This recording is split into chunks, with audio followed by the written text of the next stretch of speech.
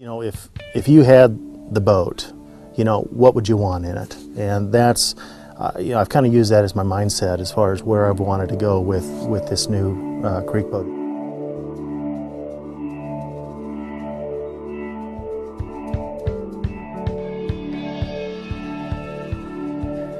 You don't have to paddle this boat hard, and it's going to get you through the stuff on the surface and in a lot of control.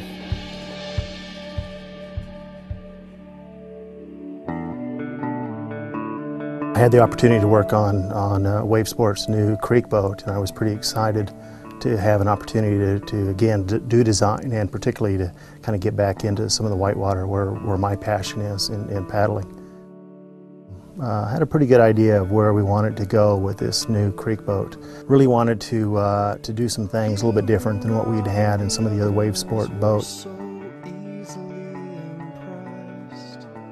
Continuous rocker, you know, we felt like that was real important for boofability, for speed. We set out to design a rail system that you can carve down rapids and put the boat up on edge. You're not going to get typewriter side to side in big water. So these chimes on the Recon are there for your use only when you want to use them, only when you're deliberately putting the boat up on edge and you're determined to carve into an eddy or out of an eddy.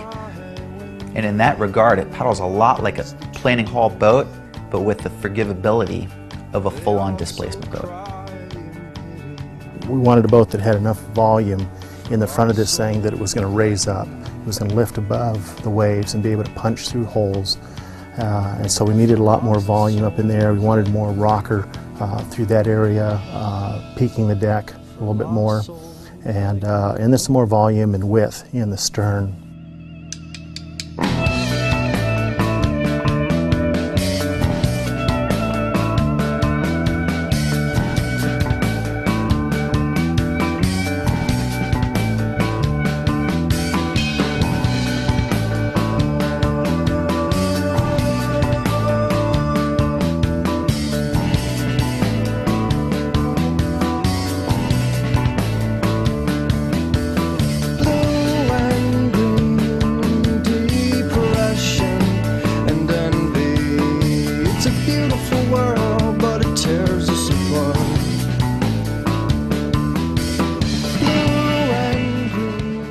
And that stern volume is really almost squirting you out of rapids. It's got such a big sunflower seed shaped stern that you're exiting rapids with a lot of speed. One of the luxuries of working in rotationally molding is the ability to create a prototype tool and prototype our designs and then to be able to tweak it. Even though we've had a lot of things that were identified, as we have a boat that we can prototype, it gives us an opportunity to say, oh, you know, yeah, we're not quite there yet. We need to change this and move it back a little bit, or let's move a little bit different direction. Now that we see what that's like, let's change course a little bit and move through it. Fortunately, I've had a good bunch of guys to work with on this, no matter where they've been at, as we've talked about things. For the most part, they've been very consistent about the changes, so it's made my job easy.